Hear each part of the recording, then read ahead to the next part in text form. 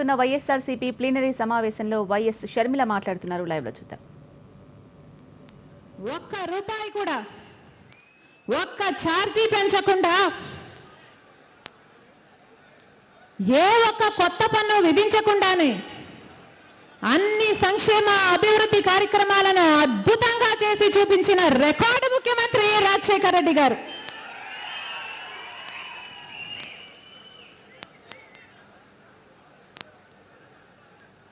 ఆయనను గురించి ఎంత చెప్పినా తక్కువే.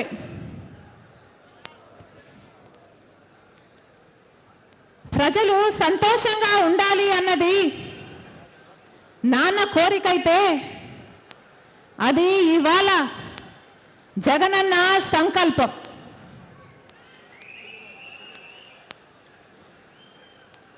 ఇచ్చిన మాట మీద నిలబడ్డం నాన్న నైజమైతే అది ఇవాళ జగనన్న సిద్ధాంతం.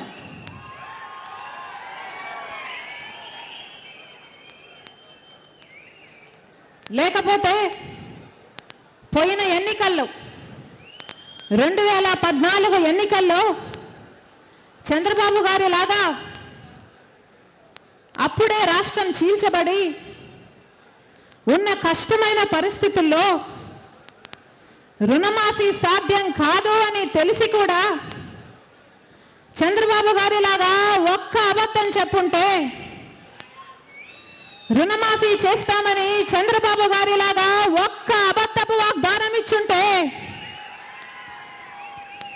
అప్పుడే 2014లోనే వైఎస్ఆర్సీపీ అధికారంలోకి వచ్చుండేది. కానీ ఇచ్చిన మాట తప్పటం కన్నా నాకు ప్రతిపక్షంలో కూర్చోవడమే ఇష్టమని,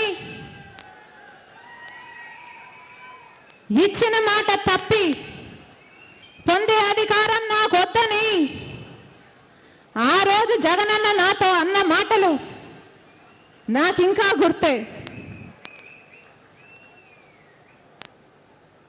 నిజానికి 2014 ఎన్నికల్లో వైఎస్ఆర్సీపీకి వచ్చిన ఓట్ల సంఖ్య 1,30,00,000. తెలుగుదేశం పార్టీకి పోలైన ఓట్ల సంఖ్య